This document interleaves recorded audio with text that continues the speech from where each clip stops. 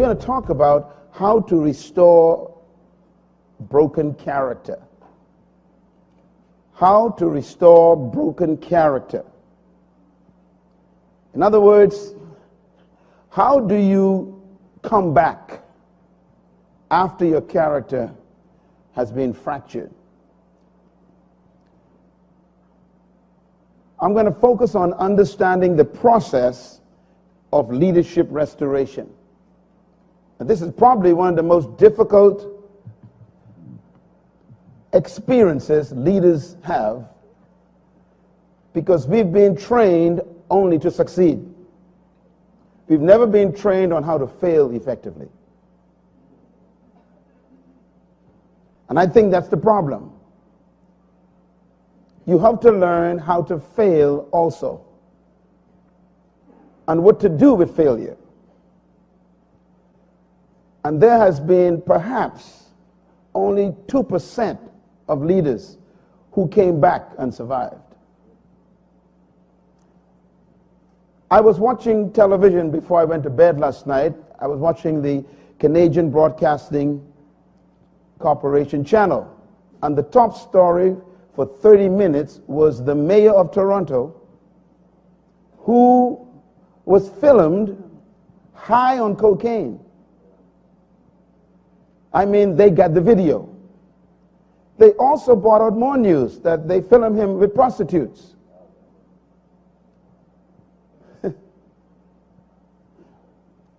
They brought him before the Council of Councillors in Toronto yesterday. They grilled him for almost 4 hours.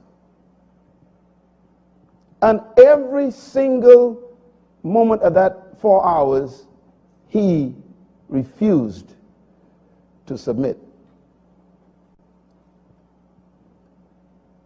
His last statement was, "No matter what you do, I'm not stepping down." The vote for him to step down was 41-2. He still said, "I am not stepping down." They asked him a question. "Did you purchase drugs in the last 30 days? He paused for a moment, and then he said, "Yes." They asked him another question. "Do you still hold to zero toleration on drugs and guns?" He said, "Yes." Question, "Does this apply to you?" He said, "Yes." I'm confused. I'm going to talk to you about a word you need to learn. It's the word disqualified. Write it down. You can be disqualified as a leader. This mayor is disqualified, and he refuses to do the honorable thing. Finally, they asked him a question. "Have you told us everything that we should know?" He paused for a minute. He said, "Well, there may be another hanger in my closet. I am convinced he is moved from stupidity, landed on foolishness, and have entered dementation." But it shows you the caliber of leaders we have today. Toronto is one of the most beautiful, powerful cities in the world, and the leader is a drug addict.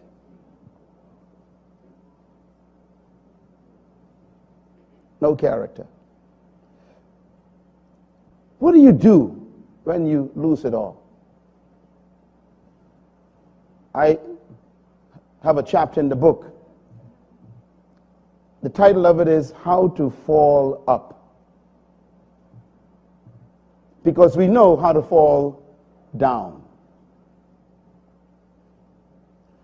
I have lost respect for so many ministers in America And I've also lost respect for those who continue to entertain them. I have disassociated myself with organizations in the United States, even though they wanted me to be used for their promotion.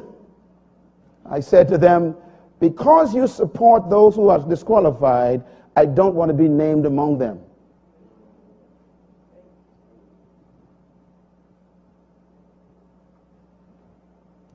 How do you fall up?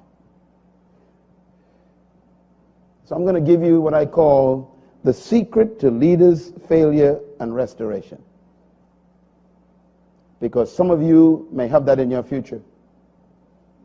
Some of you may be there already and have come to this summit to try and get help. You are in the right place.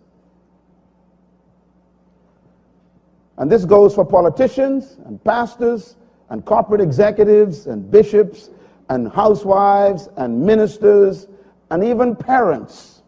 How do you come back after you fail your children? Let's talk about it for a minute. We learned a few things in this summit so far. I'll repeat a couple of them. One, the foundation of leadership is what? Character. Number two, the most important component of leadership is character. I think you are convinced of that now. It's not power or skill or authority. It's not competence. It's not influence. It's character. Number three, the greatest protection of leadership is character. The greatest protection of leadership is character. You are not protected by your entourage, because your entourage may not have character, or they may be the ones who are protecting you from your default character. They are part of your corruption. And number four, talents and gifts are only as safe as your character. Character is the container of your skills, your gifts, and your talents. It's the container. If you break the container, you lose your talent and gifts.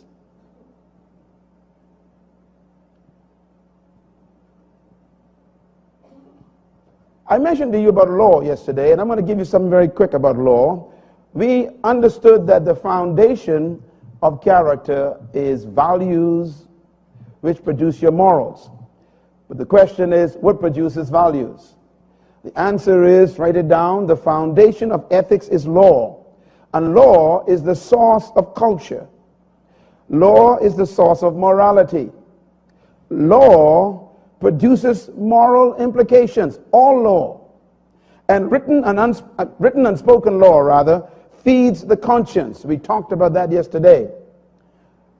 Conscience is unspoken law. It's the law shouting at you. And law is the source of values. Law interprets values, and law establishes values.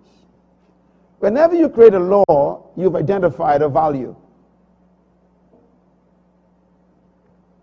And this is why the first thing you need to build any nation is not a prime minister or a president.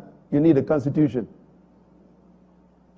The constitution contains the ideals of the country, the standards that they are going to live by. It incorporates and constitutes the philosophy of the people. It is the body of law by which we agree to live by, which means that the Constitution is the source of culture. So that's how powerful law is. I thought I would give you a couple of thoughts about how law affects culture, and then how you can protect yourself from falling by getting back to law. Character is manifested when your values, your principles, and your morals are tested. No matter what you tell me about your character, only tests can prove what it is. You can call tests a lot of things. You can call it temptation. You can call it opportunities. But your character is tested under pressure. Number two, character is manifested under pressure because you don't believe what you believe until you are tested to break it. Your convictions are proven by tests, not by your pronouncements. What you claim must be tested. That's why you shouldn't just read a person's resume. Read their life. You'll be amazed how many people embellish their resumes. After all, who would write bad things about themselves? So never be impressed by people's resumes. I want to stress again then that character is manifested when self-sacrifice becomes more important than popular compromise. Who you are is always tested by two things. Write them down. Matter of fact, three things. Three things will test your character every time. And if you study, and in my book on character, I did a complete assessment of this with the greatest leader that ever lived, Jesus Christ. The three things that will always test your character, he passed the test. First one is appetites, which includes food, drink, and sex.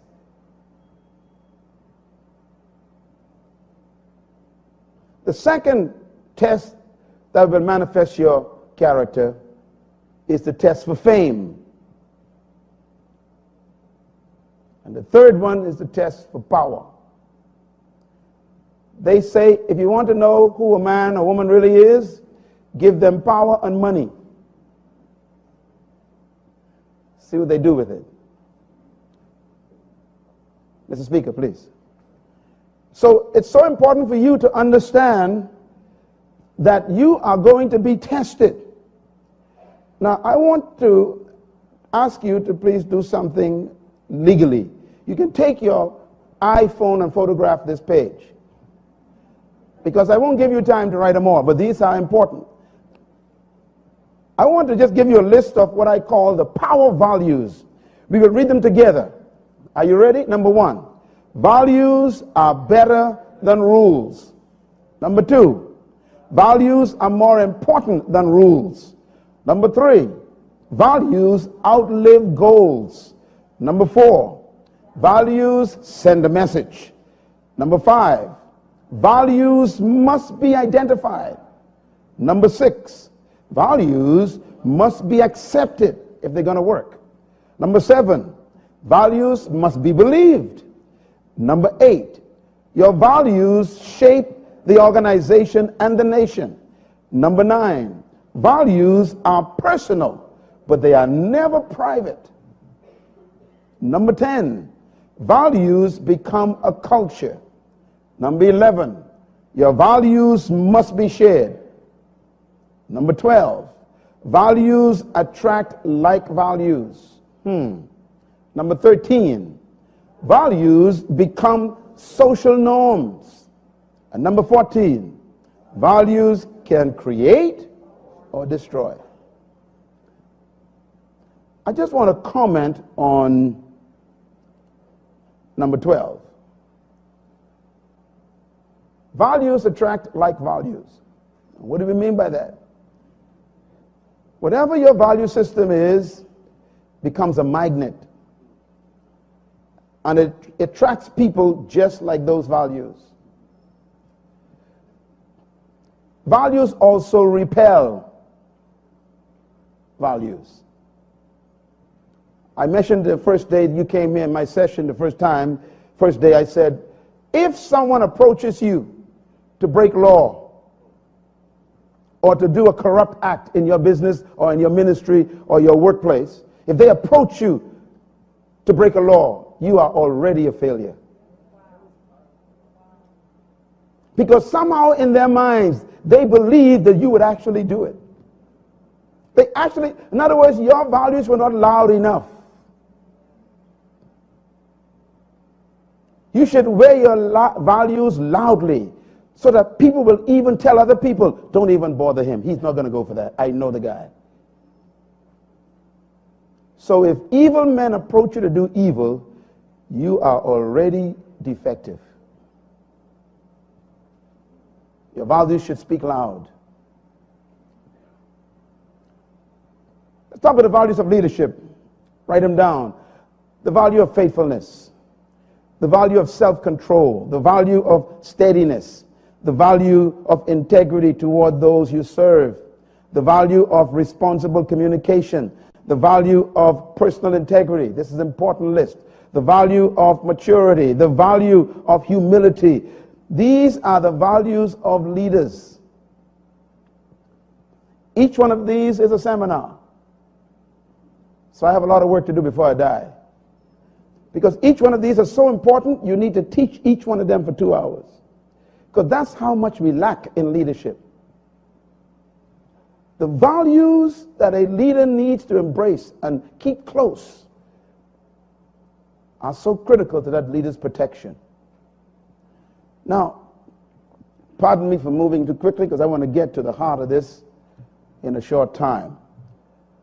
What is the impact of a leader's failure? What is the impact of a leader's failure? Write this down. Failing in leadership is not as great as failing to deal with that failure effectively. I repeat, failure in leadership is not as great as failing to deal with the failure effectively. Everybody fails in something.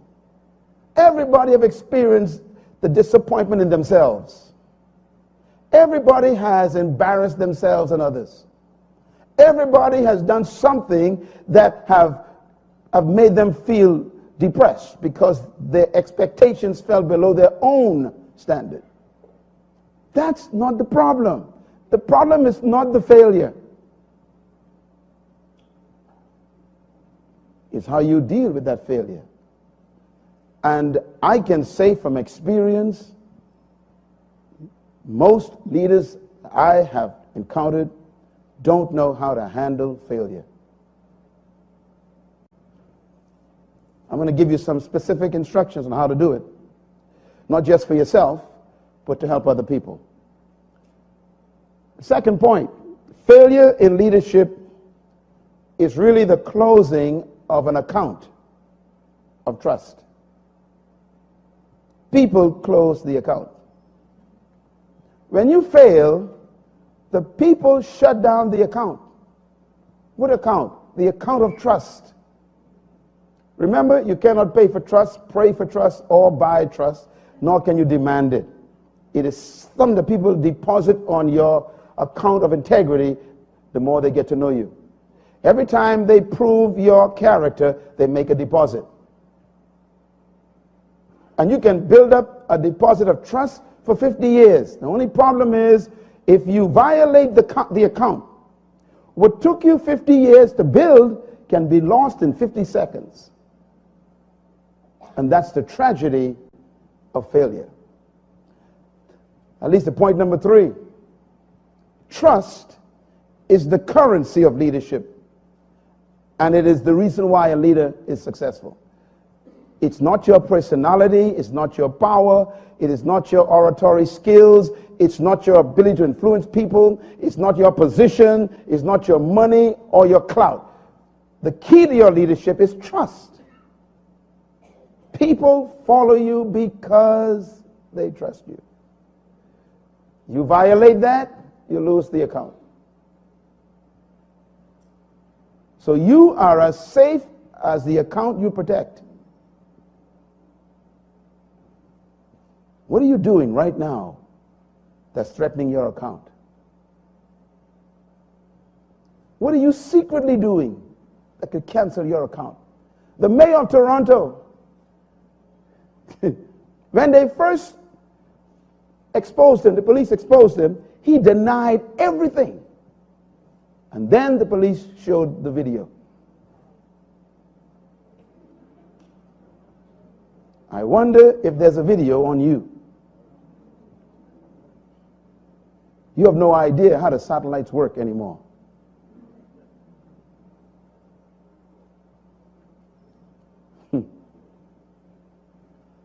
I was talking to the Minister of Security in Israel. Israel has the #1 security component in the world.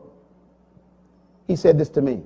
He said, if you take your battery out of your iPhone, we still hear every word you say. He didn't say turn it off. If you take the battery out. Yes, take a deep breath. So you thought you were safe, huh?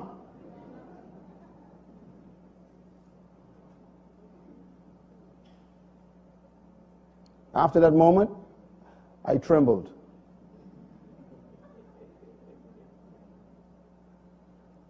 So unplugging doesn't unplug. That's my point. So live in a way that you don't care what they hear. Clap.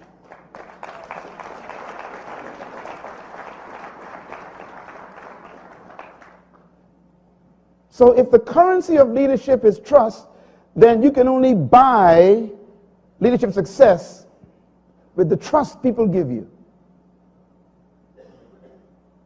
Your #1 goal in life as a leader is to protect the account. We need help, don't we? Let's talk a little bit then about the power of leadership trust. Write this down, very important. It is impossible to lead those who do not trust you, because they will sabotage you. You'll be amazed what they're cooking up when you leave the office. Secondly, trust is a deposit on the leadership account by the followers over a long period of time. I defined trust for you earlier in the seminar. I told you that trust is an equation. The equation is test over time equals trust. Can you write it just like that? Test, draw a line, over time, put equal, trust. Which means that trust requires two things. Testing a person over a long period of time.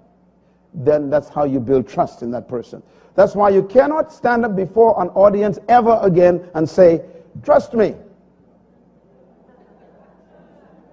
Stop using the term. It's impossible. Either they trust you or they don't. And that depends on how long they were able to observe you under pressure. Consistency, integrity, candor, wisdom, surviving battles, attacks, criticism. You trust people who survive.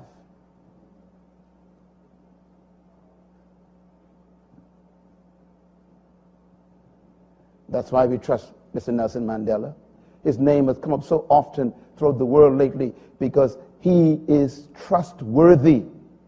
He is worthy of trust because he's kept steady under pressure. His conviction was bigger than their attempts to make him compromise. See this picture? I like this picture. I think we need more leaders in this position. You can interpret this picture many ways. One, fear of failure. Oh God, please, don't let me disappoint the people. Don't let me disappoint my spouse. Don't let me disgrace my children. Cry out. This is my position every day. I'm so afraid. You think it's joy to be up here. You think it is easy for you to shake my hand and tell me how wonderful I've helped you. That's not easy. You're putting pressure on me. You're telling me, don't mess up.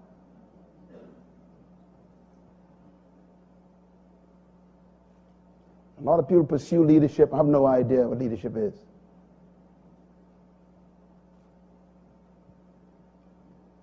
Cry out.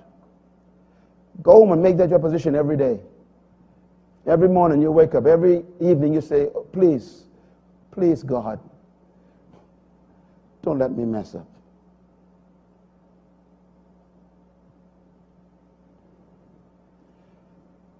I have a little private philosophy I live with. Here it is. Before I make a decision, I always ask myself, will I enjoy remembering this?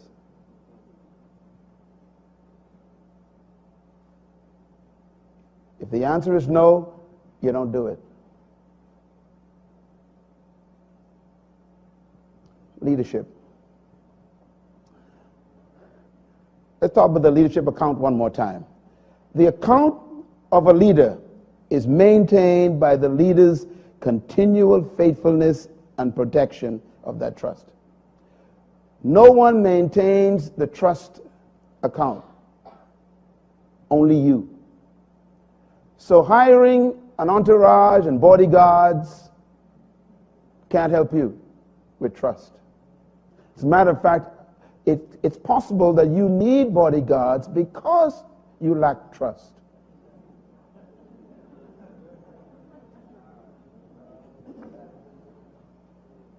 Sometimes you don't see people with entourage because they are important. It's because they are afraid. Not afraid of you, afraid of themselves.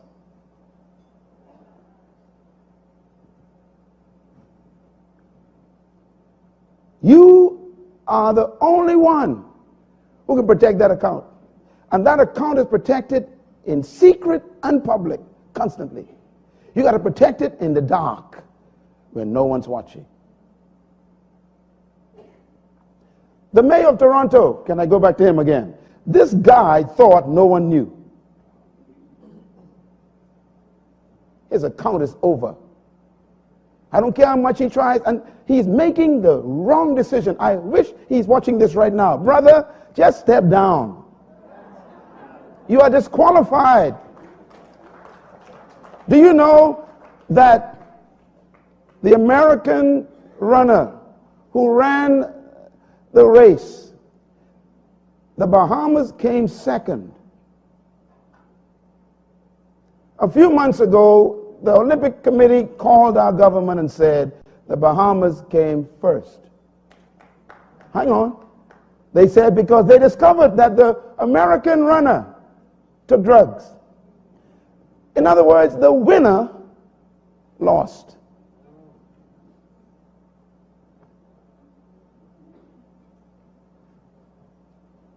You can be fired and still be on the job. If you don't believe me, ask Saul.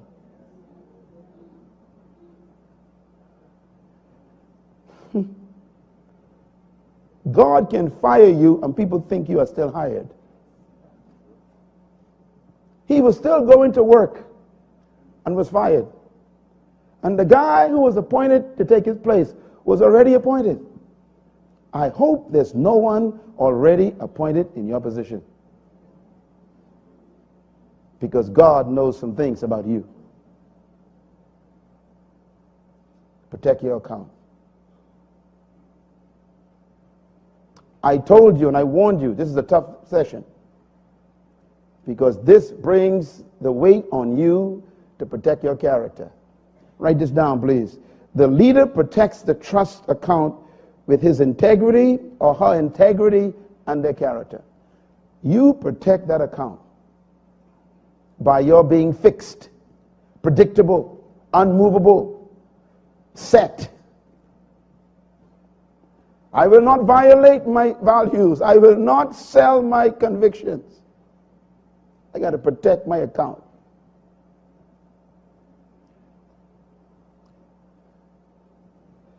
This man have lost his account. He's still trying to get it back, and it just is so tough. He's trying to help the poor, try to help Haiti, trying to do good works. He never went the route of restoration, pretending that it didn't happen. Doesn't cancel it.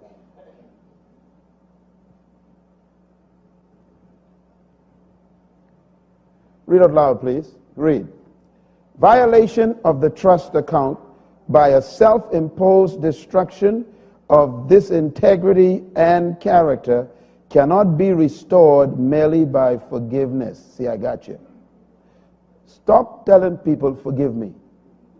The mayor of Toronto last night repeated it over and again.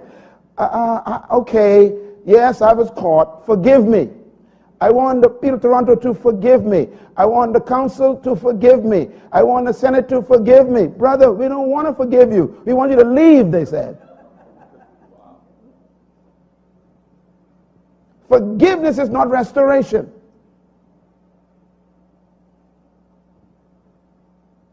The request for forgiveness is you saying, I need help. Give me room. Give me space to get help.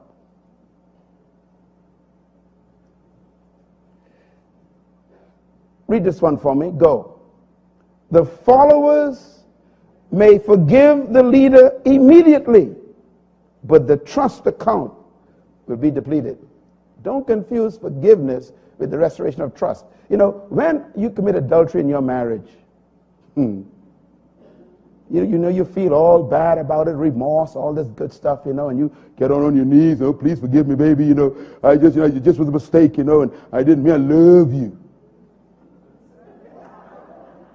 After all, you're a Christian, you got to forgive, God say forgive, and go through all this stuff. And you finally get your spouse to say, okay, I forgive you. That has nothing to do with the account. Forgiveness is not the restoration of trust. Write it down. Forgiveness is simply me saying, I'm going to give you room to rebuild the account.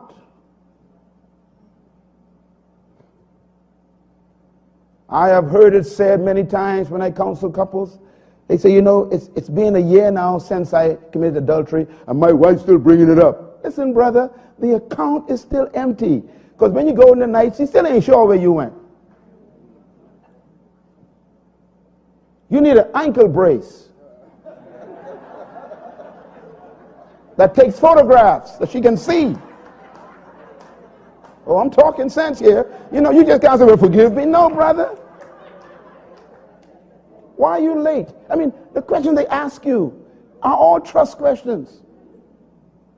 Why did you come home late?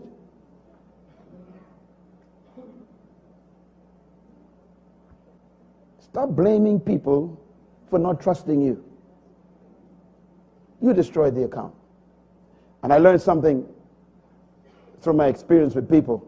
It takes longer to rebuild it than to destroy it. And it takes longer to rebuild it than to build it.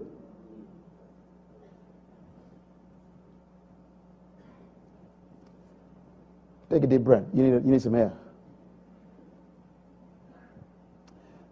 Leader's trust account. Read this one for me. Go. The leader must be constantly aware that a trust account, which may have been built over 30 or 40 years, could be canceled in 30 or 40 seconds. And that's why the leader refused to step down. He can't believe it collapsed that quickly. The mayor of Toronto, here we go again. He said, I helped to reduce the debt of the city. I built roads. I built bridges. He brought all the papers of things he did. He missed the point. We don't care. I built this church. I'm the one who founded this church, and I labored in this church, and I took 30 years. Brother, there's no trust on the account. It's gone in 30 seconds. 30 years gone in 30 seconds. Get it? It's gone.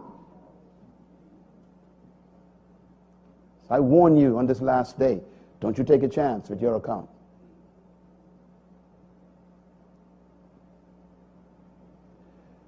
We need to stop failing and start succeeding. We need leaders emerging in this century, and hopefully Twyla can help in some small way to produce a crop of leaders who the world will be shocked over. Who are these people? Where did they come from? They are faithful to their spouses. They don't steal. They don't lie. They don't corrupt themselves. They would rather go to prison. They would rather lose friends. They would rather even lose the church for the sake of their convictions. Oh, give us these leaders, oh God.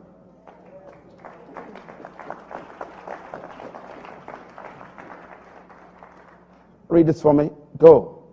The leader who has failed cannot expect the account to be reestablished as a result of his remorse, confession, or repentance. None of these restore the account.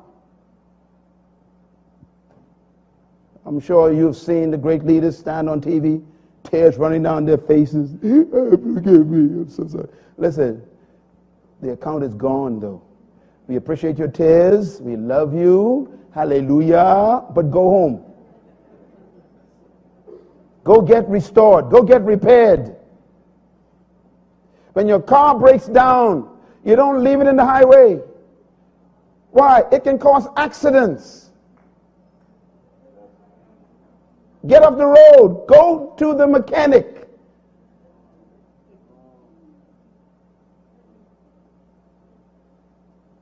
Get out of the pulpit. Get out of the CEO position. Get out of the office. Get out.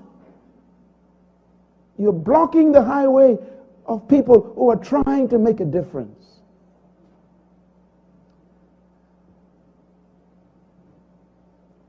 Write this down, please. It may take longer to restore the account than it originally took to build it. So protect the account. The work is too hard to restore. So let's talk about falling up before we close. Falling up. How to fail successfully. That's a paradox. How to fail successfully. There's a way to do it.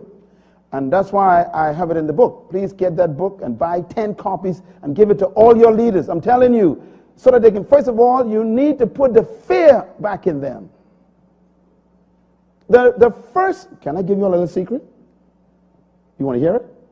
I discovered God's first criteria for leadership. The first one. Everywhere God chose a leader, he gave a criteria, a list of them. But the first one was always fear. Did you know that? The first criteria of leadership is fear. He said, choose one who fears God.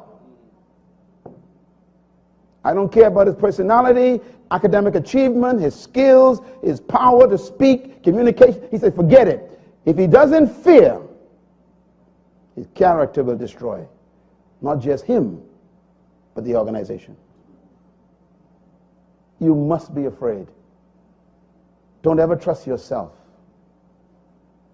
That's why you need accountability networks around you.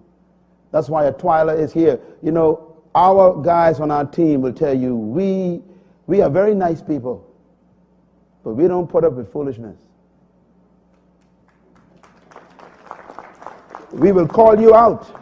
You know, there are trustees in this room who will tell you their wife called me and said, my husband needs input right now.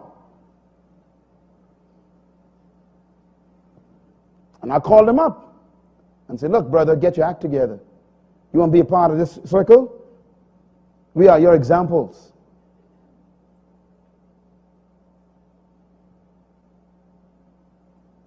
The wounds of a friend are faithful.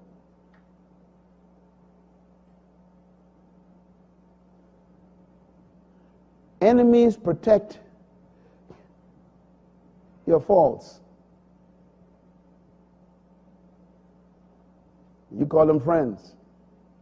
A friend doesn't protect your fault. They expose it. They tell you, you got to fix this. Why? Because you're affecting all of us.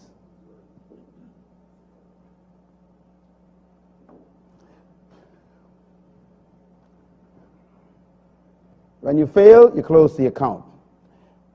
Leaders protect the trust account with their character. Now, I want you to look at this guy. This is the image of someone who has fallen. What do I do? What is the process of getting back? I'm going to give you the list. Write it down. Here's what to do if your character fails. These are the steps you should take. They are fail-proof, but you got to follow them. And they are hard. This is why most of the leaders who fell don't want to do them. But if you follow them, you'll come back stronger than when you fell. What do you do when you fall? Number one,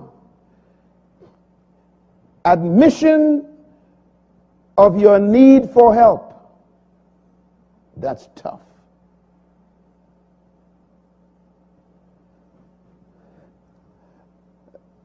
On the news last night, they asked the mayor of Toronto, matter of fact, check it, go on the internet. They said, do you believe you are a drug addict?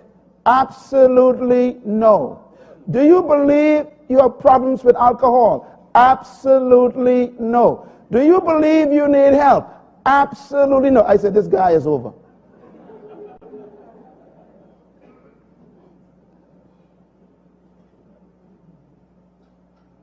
I heard such great teaching here this week. I am so inspired.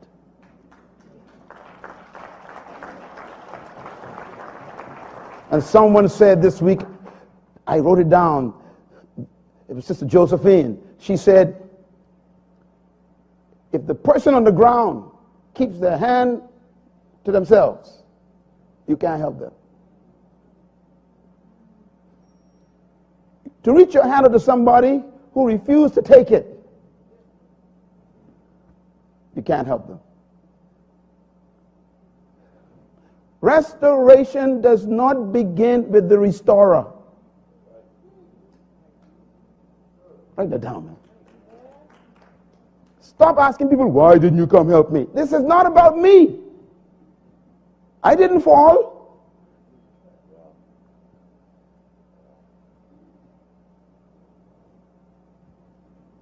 You can't help a man who doesn't want it. Or, worse still, who doesn't think he needs it. I know your mind is on people right now. I know you think it's something right now. I know you know, and you know what I'm saying is true. They keep on trucking as if nothing happened. That's why you should abandon them. Paul, the apostle, says, leave them. He said, get rid of them. Don't associate with them anymore. He said, leave them. He says, remove them from among your company. Wow, that's tough. Aren't you supposed to love? Yeah, I love you so much to keep you in this organization, to infect it. You are an infection. Number two, confession of your violation of the trust. You must confess that you violated the trust. I learned a lesson that stuck in my head. 1975, I was at Oral Roberts University as missions director. Young guy, and I was responsible for sending the students out. And myself and my colleague, Gary McIntosh, who is a pastor today, we were kind of working together. And the students would put their monies in for the trips every summer, and we were responsible for accounting for those monies. And I made a mistake in the accounting, and the money didn't add up. I was so distraught, I didn't know what to do. And our boss, Leslie worked with me, Leslie there. Our boss was Bob Stamps. He was the chaplain. And I had to report to him, and I said, sir, I don't know what happened. And he just lost it. He said, what do you mean? This is the kids' monies. You are about to put me in problems. And he shouted at me. He said, go and fix it. And I began to explain why I did or what happened. He taught me, he said, shut up and fix it. And then he said these words, don't ever justify why you did something wrong. That's deep. 1975, I can still hear his voice. He says, if you attempt to justify it, you are not sorry you did it. Why? You are explaining why it happened, which means you justified wrong. There's no justification for wrong. I walked out of his office, went back to my dorm. I cried the whole day. I didn't go to class. I was messed up. That was 75. I am standing here over 30 years later, and it's still in my spirit. He taught me a lesson of integrity. When you fail, don't explain why. That's the point. Just confess it and admit it. Take responsibility for it.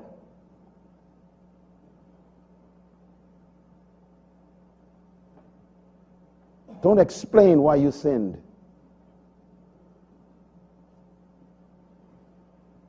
Maybe that's why David came back, David said, God, against you and only you have I sinned. I was born in iniquity, shaped in it. My sins always before me. I have sinned. Restore the bones that are broken. Purge me with hyssop. And he made it public. He wrote it in a book. Would you write your disgrace in a book? No wonder why he came back and died with dignity and gave the world a great son named Solomon. Number 3, you must identify a true and reliable authority in your life to be accountable to. That's tough. We heard that all week. It's tough to find that person. These words are very carefully written. A true and reliable. It's tough to find a true person, genuine and reliable. That means they themselves have a strong character that's been tested. Thirdly, after that, you should completely submit to that authority without condition. Oh boy. Ladies and gentlemen, the authority that I'm talking about is not your friend. I may be friendly to you, but I ain't your friend. If you tell me I'm your authority, I'm not your friend. I'm friendly, but don't get carried away. I will lay into you like a hawk. Don't put no conditions on the submission. I don't, there's so many names floating in my head that I know personally. They say things like, yes, I'd like to meet with you, but let's do it next month. I'm like, who fell, me or you? I am available on Thursday. You submit it to me, you find your way, fly, come by boat, train, or fly on a crane. You come here Thursday. You got a problem, not me. Well, I got some appointments to keep, they say. They give me conditions.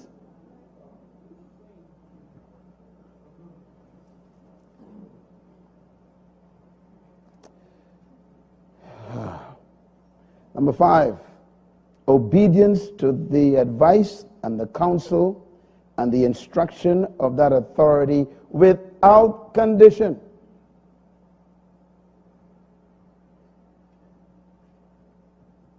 This is tough. So that means if they tell you, I want you to step down from your position for a year while we help you be restored, you have to literally go before the organization and say, look, my authority said I must step down for a year. I am going to see you next year. Sometimes they say, you got to sit down for 2 years. Sometimes they say, it's over. Go find yourself another job. The damage is so great that you cannot come back to this specific position. Are you willing to follow instruction to be restored? The next one is even worse. Accept responsibility for all the failure, and you must agree never to attempt to defend yourself or your act of indiscretion. Don't ever stand up after you have fallen and try to explain it to people. I'm giving you something very important here. Because you are disqualified to speak. You lost your authority. So what do you do then if you want the people to understand? It leads to number 8. You must allow the authority to represent you to the greater community. Let them speak on your behalf.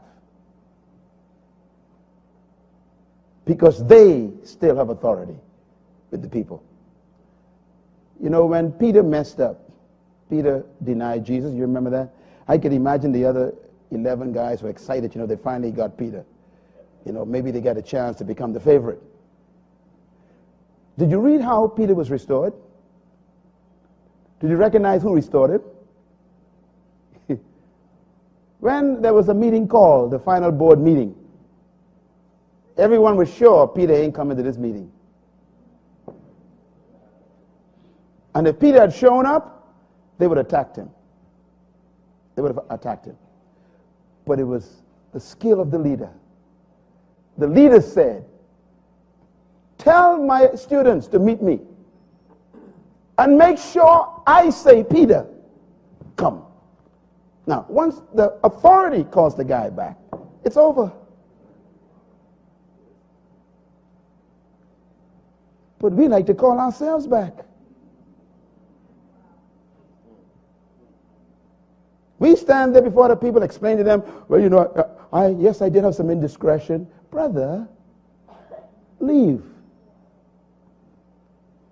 Everybody's weak, Shut up. You are disqualified from speaking. Everybody got weakness, You are disqualified from speaking. Your safety under failure is your authority. What did I say? Please write this down. When you fall, run for cover. Don't run for explanation. Run for cover. Shut your mouth. You are disqualified. This is why when you go to God, you cannot go in your own name. You are disqualified. So he said, don't ever go to the authority in your name. Your name is no good. Oh, man.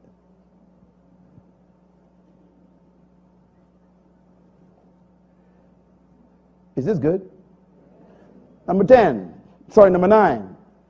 Total submission to the discretion of the authority with regard to your readiness to return to public service.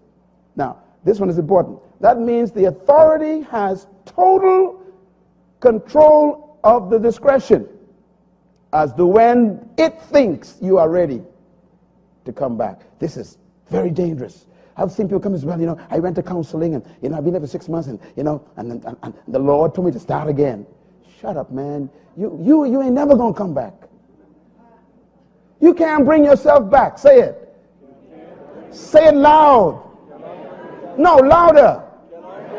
I can't hear you. Shout it. Don't you ever forget that. You cannot bring yourself back after a fall. The authority has to bring you back. And the authority controls when that happens. That's why people never come back. They just kind of walk back. They're not sent back. When the authority brings you back, then the followers' respect for the authority begins to restore the trust account. Because the followers don't trust you anymore. They trust the authority. You got to rebuild the trust. So they got to trust the person who you trust, so they can start restoring your account. In other words, the followers think, if he trusts him again, then we will begin to trust him again. Remember, you can't demand trust. All right, last one. Permanent establishment of a relationship with the authority for ongoing accountability is necessary. That means never again, for the rest of your life, will you be without accountability again. You will have to report for the rest of your life to an accountable authority. That is to protect you and the people you influence. That's how you come back. When people don't trust you anymore, they trust the ones you trust. And as long as the ones you trust you, they will put trust in you.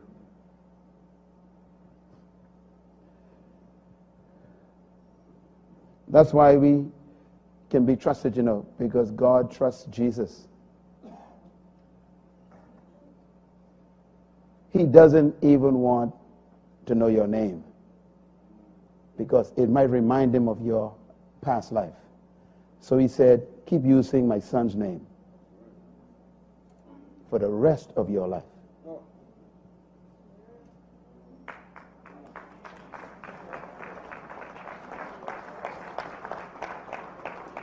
All right, closure. There you are. Do you feel it? I feel it. Don't you feel it? Help me come back. You can come back after a fall, but you got to follow the instructions. There are two books I want to recommend to you. The new one, in the last chapter, is about falling up. Please read it and teach it to your staff.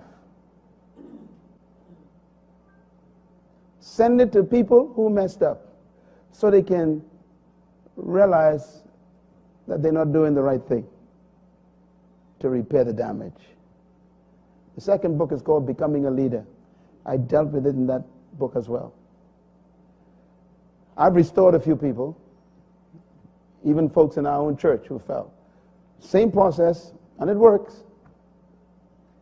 Saved marriages after disaster, because they went through the process. I've had children who stood before the congregation and said, I want to thank Pastor Myles for allowing me to trust my father again. If it wasn't for him, I would never trust my father again. I've heard kids say that publicly in the front of a congregation. They followed the process. I know it's tough, but you are damaged. You need repair, not a Band-Aid. Finally, failure is not determination of the leader's call. That's good news, eh? Failure is not determination of your assignment or even your gifts. You still have your gifts. Your talents don't leave you in a failure. Failure must be seen as a detour. It's an interruption in your life. It's even an attempt to cancel destiny. You can get back on course.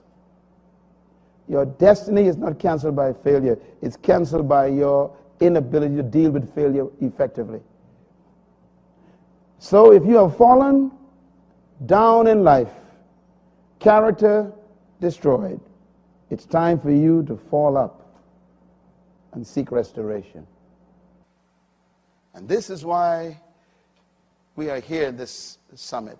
Not just to teach you how to develop character, not just to teach you how to protect it, but how to restore it if you lose it. Because there is life after the fall. Thank you very much.